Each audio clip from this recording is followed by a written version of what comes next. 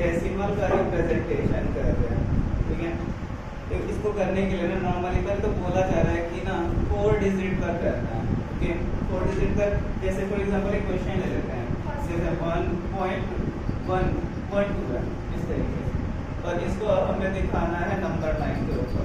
तो number line पर दिखाएंगे किस तरीके से, देखो इसके लिए नॉर्मल नंबर लाइन होगी, ठीक है। यहाँ होता है बीच में 0, फिर उसके बाद होता है 1, फिर ये 2 और ऐसे ही माइनस का वर्ग होता है। हमें सबसे पहले नंबर पर क्या चाहिए, 2 यानी सबसे पहले तो 2 चाहिए, तो 2 कहाँ पर है, यहाँ 2 के बाद होगा यहाँ पर 3, ठीक है। 2 के बाद और 3 से पहले इनके बीच में जो होता है ना, 10 छोटे छोटे होते हैं नंबर होते हैं, है ना। तो जो हम जब 2 के बाद जाएंगे इन छोटे छोटे लाइंस पर ना, तो इसका मतलब है ये पॉइंट के बाद वाले वैल्यू होगी, ठीक है। फिर 2, तो ये वाला छोटा वाला क्या हो जाएगा, 2.1, 2.2, 2.3, ठीक है। तो अब जरा देखो हमें क्या चाहिए, 2.1, तो 2.1 तो यहाँ मिल गया। अब चाहिए हमें 2.1 के बाद 2 और, तो उसके लिए आपको क्या करना पड़ेगा, इसके जब आप बात जाओगे तो इसका मतलब है वो आएगा इन दोनों के बीच, ठीक है। यानी जब हम इसे मैग्नीफाई करेंगे तो इस ये वाला हम ले रहे हैं यहाँ पर यानी 2.1 और यहाँ ले रहे हैं 2.2। अब इनके बीच में भी 10 लाइन होती है छोटी, ठीक है, यानी कि उनके बीच में नहीं होती है, उनके बीच में भी होती है,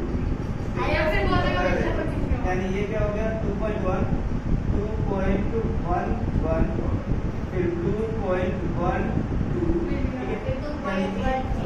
इसके आप अगर छोटा करोगे तो इसका मतलब है इसके बाद लगेगा, ठीक है। फिर उसके बाद 2.213, 2.14 ऐसे ही आगे बढ़ता जाएगा। हमें क्या चाहिए, हमें चाहिए 2.12, तो 2.12 कहाँ आ गया,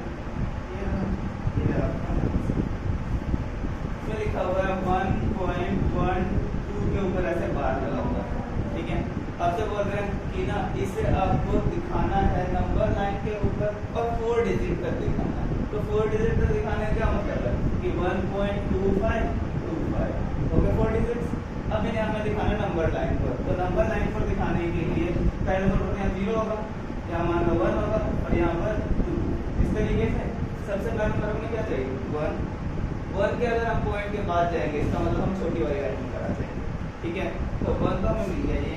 अब छोटी छोटी लाइनें हैं 1 2 3 4 5 6 7 8 9 10, वहाँ तो ये हो गया। तो यानी 1 पॉइंट, ये वाला छोटा वाला जो होगा ये होगा 1.1, 1.2, 1.3, 1.4, 1.5, 1.6, 1.7, 8, 1.9 और 8। अब देखो हमें चाहिएगा 1.2, तो 1.2 यहाँ ये है ना, ये वाला ऐसा 1.2। अब ये है 1.2, हमें चाहिए अब इससे भी आगे, तो इससे भी आगे जाने का मतलब है हम इनके बीच में करेंगे। तो जो मैग्नीफाइंग ग्लास जो इस तरीके का होता है ना, तो ऐसा इसको अब हम देखेंगे, इसको बड़ा करके। जब आप इसे बड़ा करोगे तो बड़ा करने पर आपको इसके अंदर और छोटी लाइन दिखाई देगी जो होगी 1.2 और 1.3 के बीच में। कितनी, वही 10 लाइन है दोबारा से, 1 2 3 4 5 6 9। अब हमें चाहिए क्या, ये 1.2, इसके बाद 1.2, 1.2, 1.23, 1.24, 25, 1.26, 1.27, 1.28 और 1.29, उसके बाद 1.3 हुआ। हमें क्या चाहिए 1.25, तो 1.25 यहाँ, ठीक है, ये रहा। इसके क्या भी जाना है तो यानी अब हम मैग्नीफाइंग ग्लास से फिर से इसको भी बड़ा करेंगे, ठीक है। बनाना पड़ेगा, ये ग्लास नहीं बनाना है तुम्हें, बस ये बस से बड़ा करना है। तो यह आ जाएगा आपका फिर से, जब आप बड़ा करोगे तो ये 1.25, इसको निकाल जाएगा, दूसरे का निकाल 1.26। अब इनके बीच में जब आप 10 लाइन खींचोगे 4 5 6 7 8 9, तो ये जब आपका होगा ये हम 5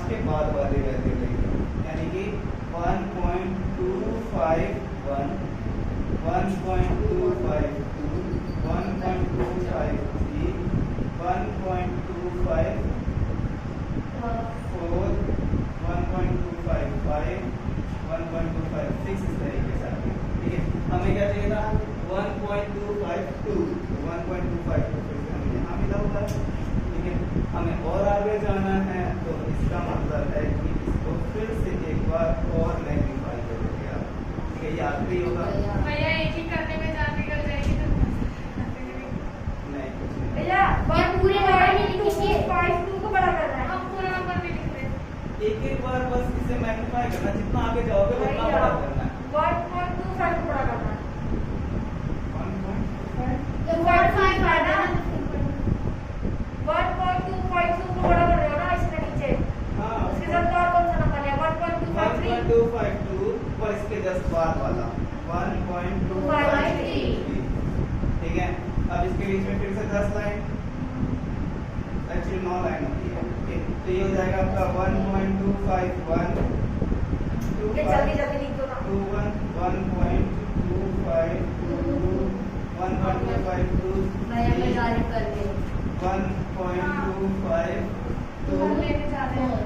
4 और 1.25 हमें ये नंबर चाहिए। ये हम आइडेंटिफाई करने वाले हैं कि कौन से रैशनल होते हैं ना, इसमें से कौन से रैशनल और कौन से इरेशनल नंबर्स हैं, ठीक है। तो रैशनल और इरेशनल की पहले बात तो पहचान के लेना, इतना सा याद रखना कि ऐसे नंबर्स जो कि रूट में दिखाई देंगे आपको, ठीक है, और वो सॉल्व नहीं होंगे तो फिर वो आपके इरेशनल में काउंट होंगे, ठीक है। यानी कि आप पूरी तरह सॉल्व करो, सॉल्व करके एक आखिरी आंसर आएगा, वो आखिरी आंसर अगर आपको रूट के अंदर नजर आएगा, ठीक है, या फिर कोई इरेशनल नंबर जैसा नजर आएगा जैसे कि नॉन टर्मिनेटिंग और नॉन रिपेयरिंग, तो वो इरेशनल नंबर कहलाएगा, ठीक है।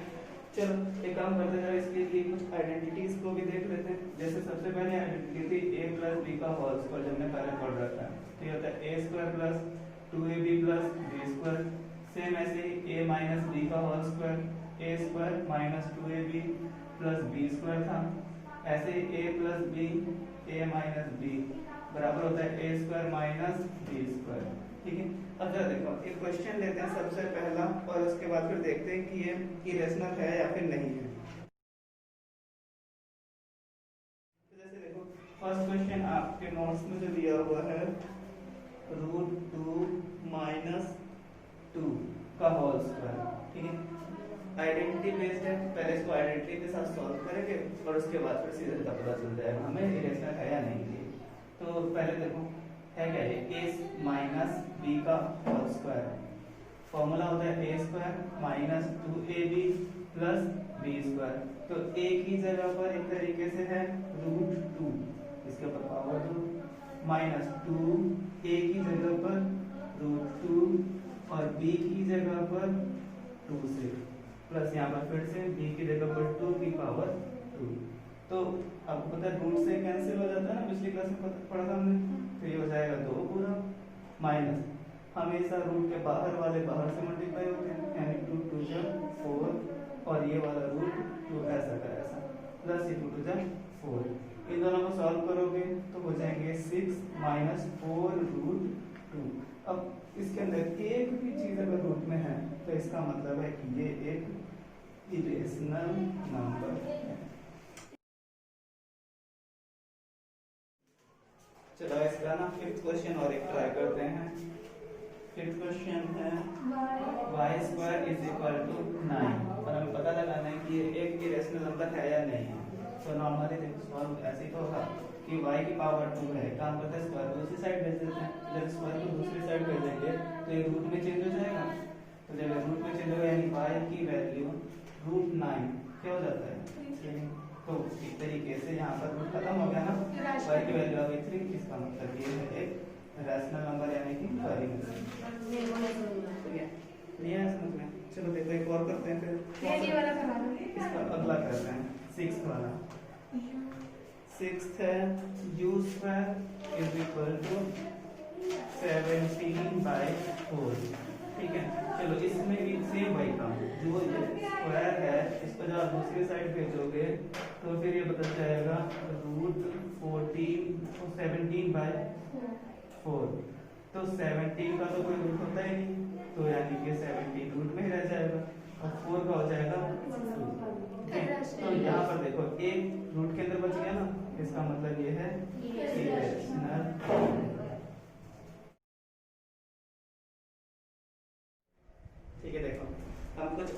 देखो रूट्स को कैसे सॉल्व किया जाता है उसकी कुछ आइडेंटिटीज सीख रहे हैं, ठीक है। पहले हम कर चुके हैं वैसे 8th क्लास में भी, लेकिन फिर भी एक बार और रिकैप करते हैं सारा का सारा एक एक करके, ठीक है।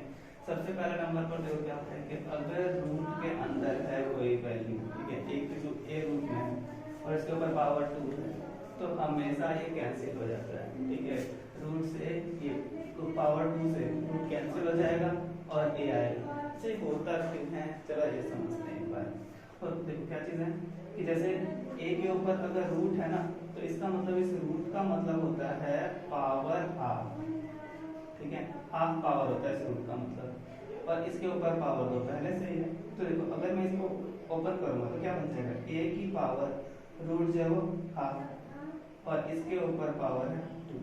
तो आपको पता है पावर के ऊपर पावर मल्टीप्लाई हो जाती है, यानी a 1/2 मल्टीप्लाई 2, तो उसे 2 कैंसिल हो जाएगा, क्या बच जाएगा सिर्फ, ठीक है। तो पहला तो आइडेंटिटी ये याद रखना है इसको, ठीक है, कि पावर अगर रूट में होगा मतलब रूट में अगर पावर 2 होगी कभी भी तो वो कैंसिल हो जाती है। सेकंड आइडेंटिटी अगर देखें तो सेकंड आइडेंटिटी है कि अगर दो चीजें रूट में हैं, ठीक है, जैसे रूट a और रूट b, तो उनको आप मल्टीप्लाई कर सकते हैं, ठीक है। रूट के अंदर वाला रूट के अंदर से मल्टीप्लाई हो जाता है, तो ये बन जाएगा रूट a b। नेक्स्ट है थर्ड, देखो थर्ड में है कि अगर दो चीजें डिवाइड में हैं और वो रूट में है, ठीक है, इस तरीके से, तो वो आपस में कट सकती है, डिवाइड हो सकती है, ठीक है। तो आप इसे चाहो तो ऐसे लिख सकते हो a/b। नेक्स्ट, वैसे ये कोई अलग आइडेंटिटी है नहीं, बस इसे याद रखना कि root a plus root b और root a minus root b, तो ये क्या होता है, देखिए a प्लस b और a माइनस b वाला फॉर्मूला है, हाँ। तो a square minus b square होगा, स्क्वायर से रूट कैंसिल हो जाएंगे, तो बच जाएगा a माइनस। देखो बस यही है, कुछ खास नहीं है इसके अलावा, बाकी आप नोट्स में दिए हुए हैं देख लेना, मेन यही थे जिसको आपको समझना है। तो अच्छा देखो इसको सॉल्व कर लें, तो इसके लिए क्या चीज है, a प्लस b और a माइनस b वाला फॉर्मूला क्या था, a square minus b square, तो a स्क्वायर यानी कि रूट a का स्क्वायर माइनस b स्क्वायर यानी कि रूट b का स्क्वायर, तो इससे कैंसिल नहीं हो गया और इससे ये कैंसिल, तो यहाँ बच क्या गया a माइनस b, तो वही था।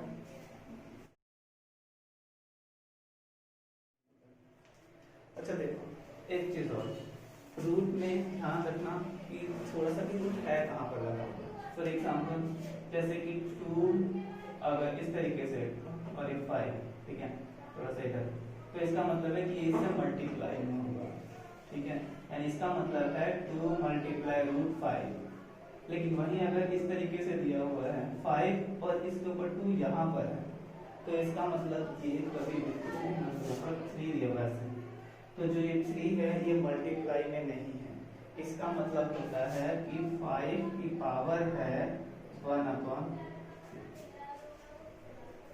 ठीक है। दोबारा अगर बाहर होगा, इसके बाहर होगा, तो इसका मतलब है कि ये मल्टीप्लाई में है, जबकि अगर यही अंदर दिखाई देगा तो इसका मतलब है 1/3 इस तरीके से। 10th का, ठीक है, 10th के बी का फर्स्ट क्वेश्चन करते हैं। फर्स्ट क्वेश्चन है रूट 5 16 मल्टीप्लाई 5 2। अच्छा देखो इसे सॉल्व करने के लिए सबसे पहले, क्योंकि यहाँ पर 5 अंदर दिखाई दे रहा है ना, तो हम इसे क्या लिखेंगे 16 की पावर 1/5 मल्टीप्लाई 2 की पावर भी हो जाएगी 1/5, ठीक है। अच्छा एक चीज और, अगर पावर सेम होते हैं, ठीक है, पावर सेम, तो आप इसे चाहो तो फिर एक ब्रैकेट में लिख सकते हो, ठीक है, 16 मल्टीप्लाई 2 इस तरीके से, ठीक है। अब मैं इसे ना, क्योंकि पावर 5 है, इसे काटने की मतलब इसको मल्टीप्लाई करने की जगह मैं इसे और फैक्टर कर लेता हूँ इसके, ठीक है। तो 16 को क्या लिख सकते हैं हम, 2 मल्टीप्लाई 2 मल्टीप्लाई 2 मल्टीप्लाई 2, ऐसे ही ये वाला 2, इसके ऊपर 1/5, तो इसे हम लिख सकते हैं 2 की पावर 5 के ऊपर 1/5, ठीक है। तो ये क्या हो जाएगा, पावर के ऊपर पावर मल्टीप्लाई होता है, इसका मतलब है 2 की पावर 5 मल्टीप्लाई 1/5, जो हो जाएगा 5/5, काटेंगे आंसर आ जाएगा 2। तो इसका मतलब है कि इसका आंसर है 2। 10th के बी का सेकंड क्वेश्चन। तो सेकंड क्वेश्चन है 4 रूट में है 243 अपॉन में 4 रूट 3। अच्छा समझो, इसे ना इस तरीके से भी किया जा सकता है, ठीक है। जरूरी नहीं है कि इन दोनों को आप एक ही ब्रैकेट में लाओ और उसके बाद सॉल्व करो, सिंपलीफाई करके भी सॉल्व कर सकते हो, ठीक है। एक काम करते हैं जरा कि ना रूट जो ये 4 है इसको पावर में चेंज तो कर लेते हैं। 243 की पावर हो जाएगी 1/4, ऐसे ही 3 की पावर भी हो जाएगी 1/4। 243 के फैक्टर्स करते हैं। 243 के क्या फैक्टर्स होंगे, तो निकालते हैं जरा। 243 को 3 से सबसे पहले डिवाइड करेंगे, 8 1 3 से 27, फिर 3 से आ जाएगा 9, 3 से 3 और 3 से 1। इसका मतलब है कि हम इसे लिख सकते हैं 3 × 3 5 टाइम्स और इसके ऊपर पावर 1/4, नीचे है 3 की पावर 1/4। अच्छा मैं चाहूँ तो इसे ऐसे लिख सकता हूँ 3 की पावर 5 और इसके ऊपर पावर 1/4, नीचे आ जाएगा 3 की पावर 1/4। इसे सॉल्व कर दो। 3 की पावर जब हम इसे पावर के ऊपर पावर मल्टीप्लाई हो जाएगी, यानी 5/4 अपॉन 3 की पावर 1/4। अब देखो इस तरीके से कर सकते हैं, देखो बेस सेम और डिवाइड में पावर कैसे जाती है माइनस, ठीक है। जब बेस सेम होता है तो भाग में पावर जो होती है वो माइनस हो जाती है। तो आप इसे लिख सकते हो 3 की पावर 5/4 माइनस 1/4। तो इनका जब करेंगे हम तो फिर आ जाएगा 3 की पावर 5 माइनस 1, 3 की पावर हो गई 4/4, जो भी कट गई और आंसर आ गया इसका। तो इस तरीके से इस क्वेश्चन को सॉल्व करो। क्वेश्चन नंबर 3 कर रहे हैं हम बी का ही, जो है 3 प्लस √3 है और फिर क्या है 2 + 2 + 2 प्लस √2, ठीक है। देखो इसको सॉल्व करने के लिए ना हम बेसिक फॉर्मूला, बेसिक तरीका यूज करने वाले हैं, ठीक है। क्या होता था कि अगर ब्रैकेट को मल्टीप्लाई करना है दूसरे ब्रैकेट से, तो हम पहले जो एक नंबर होता था उससे दोनों को मल्टीप्लाई करते थे, फिर दूसरे वाले को उसी से करते थे, ठीक है। चलो लिखते हैं 3 और ये पूरा 2 प्लस √2, फिर प्लस √3 और 2 प्लस √2, ठीक है। दोनों को एक बार इसके साथ रखेंगे हम दूसरा वाला ब्रैकेट, फिर पहले वाले के साथ भी दूसरा, मतलब नेक्स्ट वाला है उसके साथ भी दूसरा ब्रैकेट, पूरा ऐसा का ऐसा आ जाएगा। अब एक एक करके मल्टीप्लाई करते हैं, तो ये 2 को पहले इस 3 को पहले इस 2 के साथ, फिर हो जाएगा 6 प्लस 3 को 2 से करेंगे तो 3√2 प्लस वापस अब इसके साथ भी सेम ऐसा ही 3 को जब इससे करेंगे तो 2√3 हो जाएगा, रूट के अंदर वाला, और ये क्योंकि रूट के अंदर वाला बाहर वाले से मल्टीप्लाई नहीं होता, लेकिन हाँ रूट के अंदर वाला से मल्टीप्लाई हो जाता है। तो प्लस जब इसको इससे मल्टीप्लाई करोगे तो रूट के अंदर में दोनों के दोनों √6 बन जाएगा। अब जरा देखो, अगर रूट के अंदर वाले सेम है ना तो वो ऐड भी हो सकते हैं और माइनस भी हो सकते हैं, पर इनमें से कोई सा भी रूट के अंदर सेम है ही नहीं, तो इसका मतलब है खत्म क्वेश्चन।